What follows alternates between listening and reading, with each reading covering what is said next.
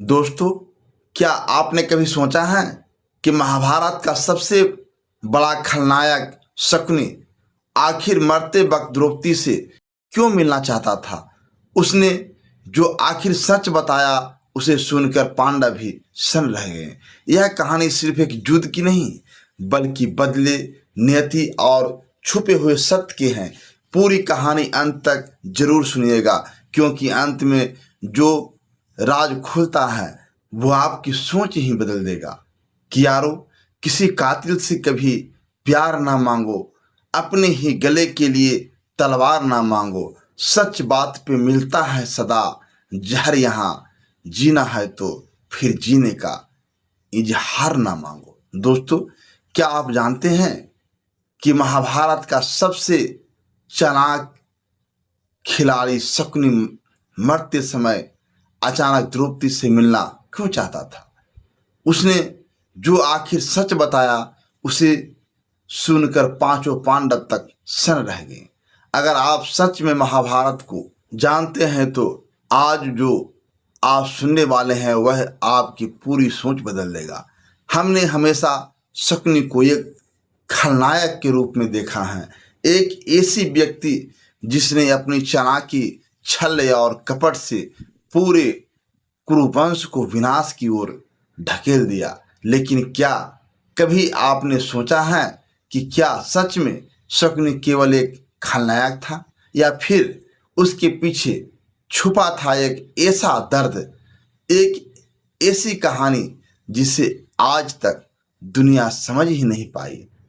कुरुक्षेत्र का वह भयानक युद्ध जिसमें लाखों योद्धाओं का रक्त बहा, भाई ने भाई को मारा, गुरु ने शिष्य पर अस्त्र उठाया।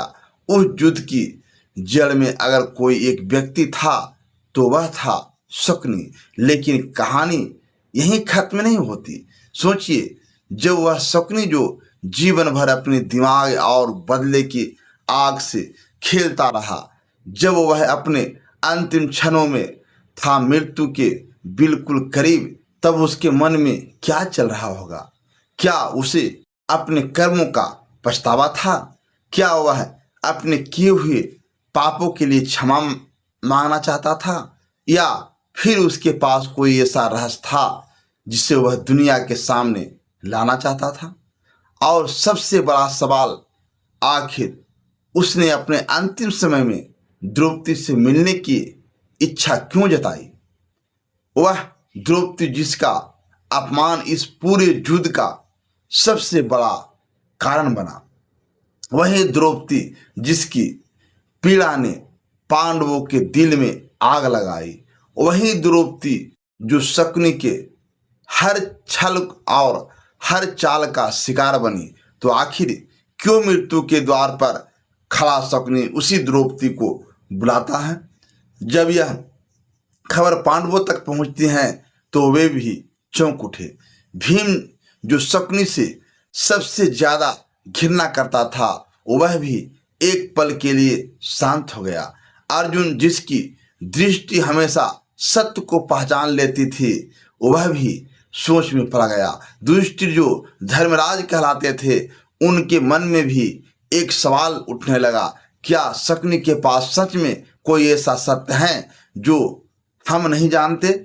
और फिर द्रौपदी शकुनी के सामने आती हैं। एक और वह स्त्री जिसके अपमान, पीड़ा और अन्याय की सारी सीमाएं झेली थी, और दूसरी ओर वह व्यक्ति जिसने उस अन्याय की नींव रखी थी। दोनों आमने सामने खड़े थे। समय जैसे ठहर गया था, लेकिन इसके बाद जो हुआ वह इतना चौंकाने वाला था कि ना केवल द्रौपदी बल्कि पांचों पांडव तक अस्तंभ रह गए। शकुनी ने अपने अंतिम शब्दों में जो कहा वह केवल स्वीकारोक्ति नहीं थी, वह एक ऐसा रहस्य था जो पूरे महाभारत की कहानी को नई दृष्टि से देखने पर मजबूर कर देता है। कुरुक्षेत्र का युद्ध अपने अंतिम चरण में पहुंच चुका था।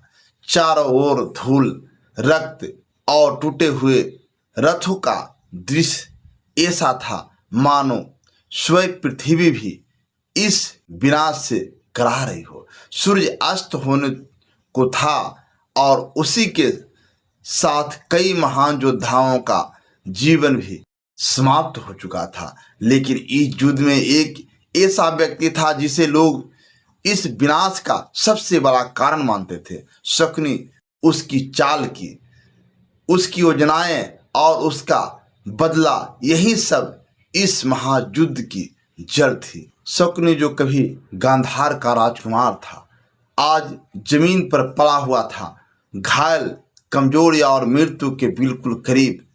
भीम के गदा प्रहार ने उसके शरीर को तोड़ दिया था, लेकिन उसकी आंखों में अब भी एक अजीब सी चमक थी। वह चमक न तो डर की थी और न ही पछतावे की, बल्कि जैसे कोई अधूरा काम पूरा करने की बेचैनी हो। आसपास खड़े सैनिक उसे घृणा और क्रोध की नज़रों से देख रहे थे, क्योंकि उनके लिए वह सिर्फ एक कपटी और विनाश का कारण था। तभी शकुनी ने बड़ी मुश्किल से अपनी आंखों खोली और धीमी आवाज में कहा, मुझे द्रौपदी से मिलना है। उसकी आवाज़ इतनी धीमी थी कि पहले तो किसी को विश्वास ही नहीं हुआ कि उसने क्या कहा, लेकिन जब यह बात पांडवों तक पहुंची तो सब एक पल के लिए सन्न रह गए। वहीं द्रौपदी, जिसके अपमान ने इस युद्ध को जन्म दिया, उसी से मिलना चाहता है। शकुनी, वह भी अपने अंतिम क्षणों में भीम का क्रोध तुरंत उभर उठा। उसने कहा, यह वही दुष्ट है जिसने द्रौपदी के चीरहरण की नींव रखी थी और आज उसी से मिलना चाहता है। उसे कोई अधिकार नहीं है। लेकिन दुष्ट जो धर्म के मार्ग पर चलते थे शांत रहे। उन्होंने गंभीर स्वर में कहा, मृत्यु के समय व्यक्ति अक्सर सत्य बोलता है।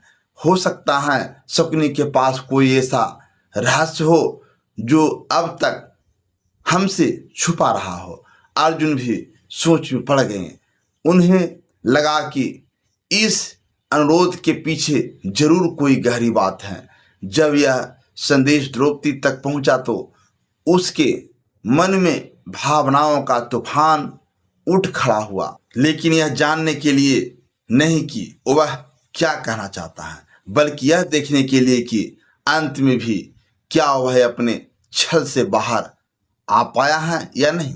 उसकी आवाज में दृढ़ता थी, लेकिन भीतर कहीं न कहीं एक अनजाना डर भी था, क्योंकि कभी कभी सबसे बड़ा सच वही होता है जिसे हम सुनना नहीं चाहते।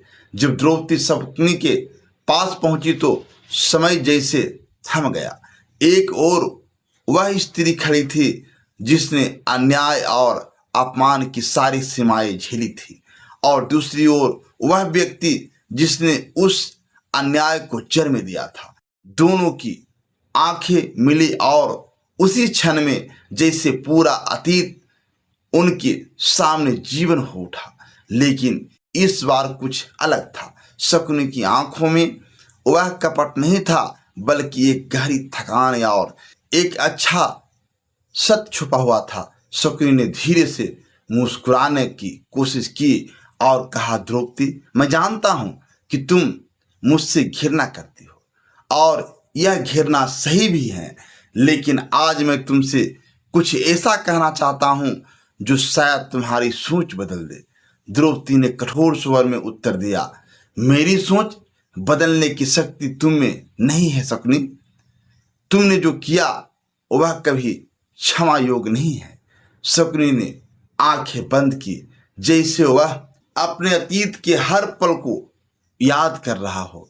फिर उसने धीरे धीरे कहा, तुम जो देखती हो वह केवल कहानी का एक हिस्सा है, लेकिन हर कहानी के पीछे एक और कहानी होती है जिसे बहुत कम लोग समझ पाते हैं।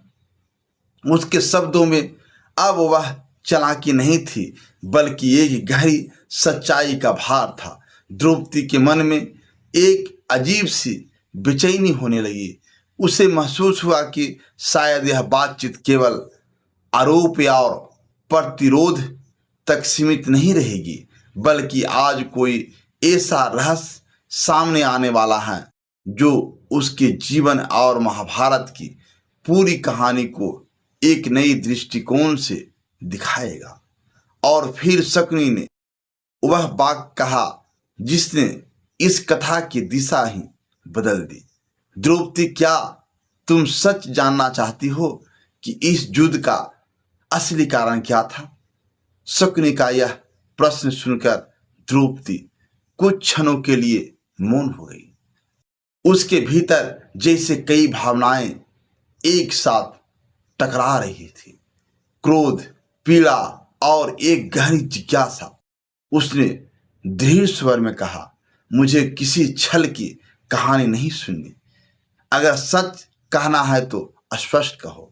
शकुनी ने धीरे से आंखें खोली और उसकी ओर देखा। उसकी दृष्टि में अब कोई चालाकी नहीं थी, बल्कि एक थका हुआ सत्य था जो वर्षों से भीतर दबा हुआ था और वह अब बाहर आना चाहता था। शकुनी ने धीमी आवाज में कहना शुरू किया, तुमने हमेशा मुझे एक कपटी, एक षड्यंत्रकारी के रूप में देखा और मैं मानता हूं कि मैंने वही रूप दुनिया को दिखाया। लेकिन कोई भी व्यक्ति अपने जन्म से दुष्ट नहीं होता। द्रौपदी परिस्थितियां उसे वैसा बना देती हैं। उसके शब्दों में एक दर्द था जो पहली बार खुलकर सामने आ रहा था। द्रौपदी ने ध्यान से उसकी ओर देखा, मानो वह उसके हर शब्द के पीछे छुपे अर्थ को समझने की कोशिश कर रही हो। गंधार का राजकुमार होने के बावजूद शकुनी आगे बोला, मैंने अपने जीवन का सबसे भयानक समय उस दिन देखा जब मेरे पूरे परिवार को हस्तिनापुर में बंदी बना लिया गया। हमें भूखा रखा गया, एक एक दाने के लिए तरसाया गया ताकि हम धीरे धीरे मर जाएं। उसकी आवाज कांपने लगी थी, लेकिन वह रुका नहीं। मेरे पिता, मेरे भाई सब मेरे सामने तड़प तड़प कर मरते गए और मैं कुछ नहीं कर सका। द्रौपदी की आंखों में पहली बार एक हल्की सी संवेदना झलकी, लेकिन उसका मन अभी भी उस अपमान की आग में जला हुआ था।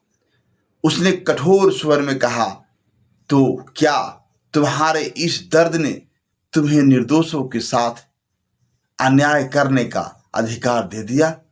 मेरे अपमान का क्या दोष था? शकुनी ने गहरी सांस ली और कहा, नहीं, तुम्हारा कोई दोष नहीं था और यही मेरे जीवन का सबसे बड़ा अपराध था कि मेरे बदले की आग में तुम जैसे निर्दोष को भी पीड़ा सहनी पड़ी।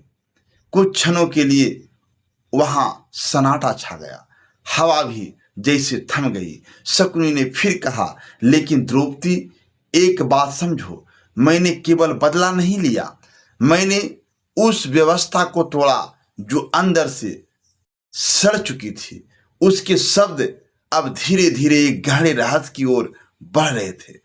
द्रौपदी के मन में अब केवल क्रोध नहीं था, बल्कि यह जानने की इच्छा भी थी कि आखिर वह क्या कहना चाहता है। तुम सोचती हो कि यह युद्ध केवल तुम्हारे अपमान के कारण हुआ? शकुनी बोला, लेकिन यह युद्ध तो बहुत पहले शुरू हो चुका था, जब अधर्म ने धर्म की जगह लेना शुरू किया था। उसकी आंखों में एक अजीब सी चमक लौट आई थी। मैंने केवल उस आग को हवा दी जो पहले से ही जल रही थी। द्रौपदी अब पूरी तरह ध्यान से सुन रही थी। उसे महसूस हो रहा था कि शकुनी के शब्दों में कोई गहरा अर्थ छुपा है जो केवल व्यक्तिगत बदले से कहीं बड़ा है। उसने धीरे स्वर में पूछा, तो तुम क्या कहना चाहते हो? शकुनी ने हल्की सी मुस्कान के साथ उत्तर दिया, मैं यह कहना चाहता हूं कि इस महाभारत के युद्ध में जो कुछ भी हुआ वह केवल मेरे कारण नहीं, बल्कि यह सब एक बड़ी योजना का हिस्सा था। यह सुनते ही द्रौपदी के मन में एक गहरा झटका सा लगा। क्या सच में यह सब किसी योजना का हिस्सा था? क्या शकुनी केवल एक माध्यम था? यह विचार उसके लिए असंभव था, क्योंकि शकुनी के शब्दों में जो गहराई थी उसने उसे सोचने पर मजबूर कर दिया।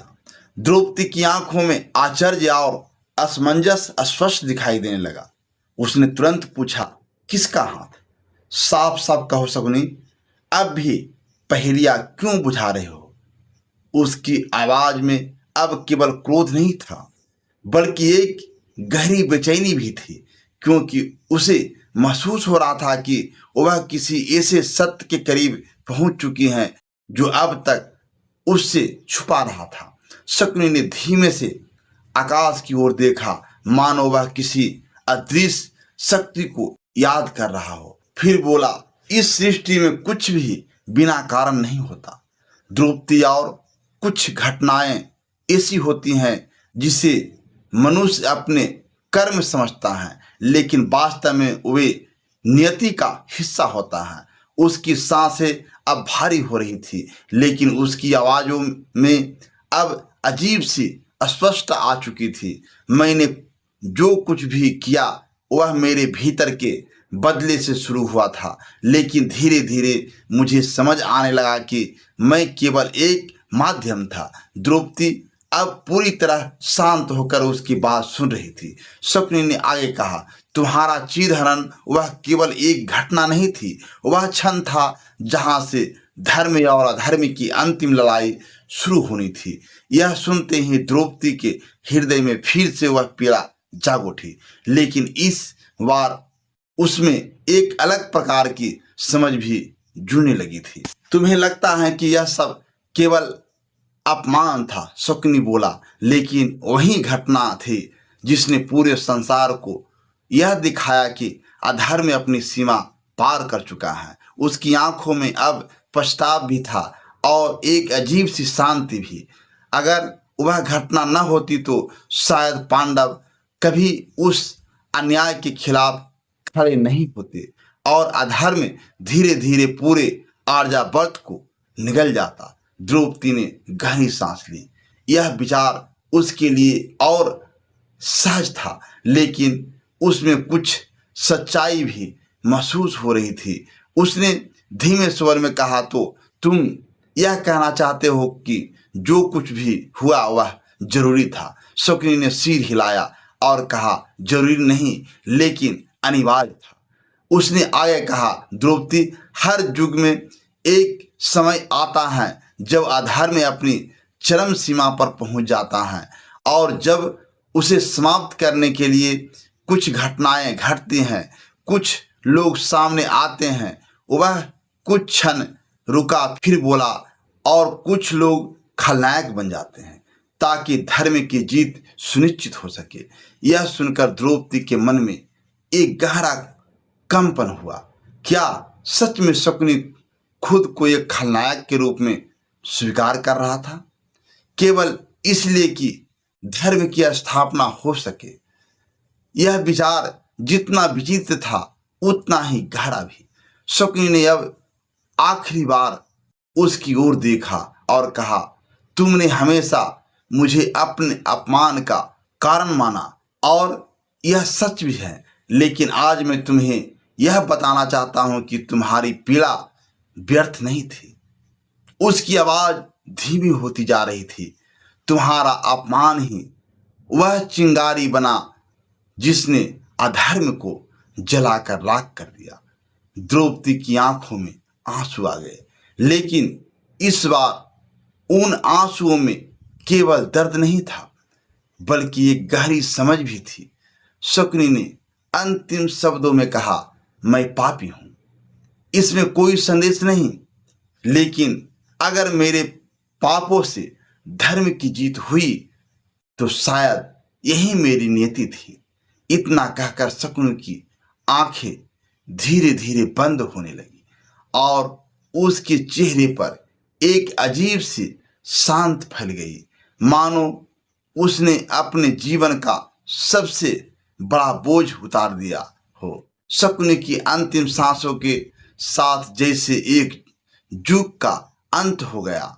उसके शब्द हवा में गूंजते रह गए और द्रौपदी कुछ क्षणों तक वहां स्थिर खड़ी रही। उसके मन में तूफान उठ रहा था, क्रोध, पीड़ा, करुणा और एक नया सत्य जो धीरे धीरे उसके भीतर जगह बना रहा था। यह वही शकुनी था जिससे वह जीवन भर घिरा करती रही, लेकिन आज उसके अंतिम शब्दों के उसकी सोच को कहीं ना कहीं बदल दिया था। जब द्रौपदी वहां से लौटी तो पांचों पांडव उसकी ओर देखने लगे। उसके चेहरे पर जिज्ञासा साफ झलक रही थी। भीम जो अभी तक क्रोध से भरा हुआ था, उसने भी गंभीर स्वर में पूछा, क्या? कहा उस कपटी ने। द्रौपदी कुछ क्षण मौन रही, फिर धीमे स्वर में बोली, उसने जो कहा वह केवल उसके लिए नहीं, हम सब के लिए एक सत्य है। उसकी आवाज में अब पहले जैसा कठोरता नहीं थी, बल्कि एक गहरी समझ और शांति थी। दृष्टि ने ध्यान से उसकी बात सुनी और पूछा, कैसा सत्य? द्रौपदी ने धीरे धीरे शकुनी के शब्द दोहराए कि कैसे वह खुद को केवल एक माध्यम मानता है, एक ऐसा पात्र जिसने अधर्म को उजागर करने में भूमिका निभाई। यह सुनकर सभी पांडव एक पल के लिए अस्तंभ रह गए। अर्जुन ने गहरी सांस लेते हुए कहा, तो क्या हम इतने वर्षों से केवल एक ही पक्ष को देखते रहे? भीम जो हमेशा सीधा और स्पष्ट सोचता था, पहली बार चुप हो गया। उसके मन में भी यह विचार घूमने लगा कि शायद हर व्यक्ति उसका सरल नहीं होता जितना हम उसे समझते हैं। नकुल और सहदेव भी गहरे विचार में डूब गए। उस क्षण सभी को यह एहसास हुआ कि जीवन में केवल सही और गलत का सीधा विभाजन नहीं होता, बल्कि कई बार सत्य के कई पहलू होते हैं। द्रौपदी ने आगे कहा, शकुनी ने अपने अपराधों को स्वीकार किया, लेकिन उसने यह भी बताया कि कभी कभी व्यक्ति अपने कर्मों का स्वामी नहीं, बल्कि परिस्थितियां या नियति का हिस्सा बन जाता है। उसकी आंखों में अब आंसू नहीं थे, बल्कि एक स्थिरता थी। उसका अर्थ यह नहीं कि उसका किया हुआ सही था, लेकिन यह जरूर समझ में आता है कि हर व्यक्ति की अपनी एक कहानी होती। दृष्टि ने शांत स्वर में कहा, यही तो धर्म का सबसे गहरा सत्य है कि निर्णय केवल कर्म से नहीं, बल्कि उसके पीछे की भावना और परिस्थिति से भी होता है। उन्होंने आकाश की ओर देखा और कहा, शायद इसलिए भगवान भी हर युग में संतुलन बनाए रखने के लिए विभिन्न पात्रों का उपयोग करते हैं। कुछ नायक बनते हैं और कुछ खलनायक। उस दिन के बाद द्रौपदी के मन में एक परिवर्तन आ गया। उसने अपने दर्द को भुलाया नहीं, लेकिन उसने उस एक नई दृष्टि से देखना शुरू किया। उसे समझ आया कि जीवन में जो भी होता है वह केवल व्यक्तिगत नहीं होता, बल्कि वह एक बड़े सत्य का हिस्सा होता है। इस पूरी घटना ने पांडवों को भी एक गहरी सीख दी कि किसी को केवल उसके बाहरी कर्मों से आंकना आसान है, लेकिन उसके पीछे की कहानी को समझना ही सच्चा ज्ञान है। और यही इस कथा का सबसे बड़ा संदेश है। जीवन में हर व्यक्ति का एक पक्ष हमें दिखाई देता है, लेकिन असली सत्य उससे कहीं गहरा होता है। इसलिए कभी कभी किसी को केवल उसके एक रूप से मत आकिए, क्योंकि हो सकता है वह भी किसी ऐसी कहानी का हिस्सा हो जिसे आप अभी तक समझ नहीं पाए हैं। यही है वह रहस्य जिसे जानकर पांचों पांडव भी सन्न रह गए थे कि कभी कभी सबसे बड़ा खलनायक भी एक बड़े धर्म और सत्य की स्थापना का माध्यम बन जाता है। दोस्तों, अगर इस कहानी ने आपके दिल को छुआ हो तो एक लाइक जरूर कर देना। आपकी एक लाइक इस कहानी को और लोगों तक पहुंचाने में बहुत मदद करती हैं। और ऐसी ही नई नई रोचक कहानियाँ सुनने के लिए एसपी हिंदी कहानी चैनल को अभी तुरंत सब्सक्राइब कर लीजिए। धन्यवाद।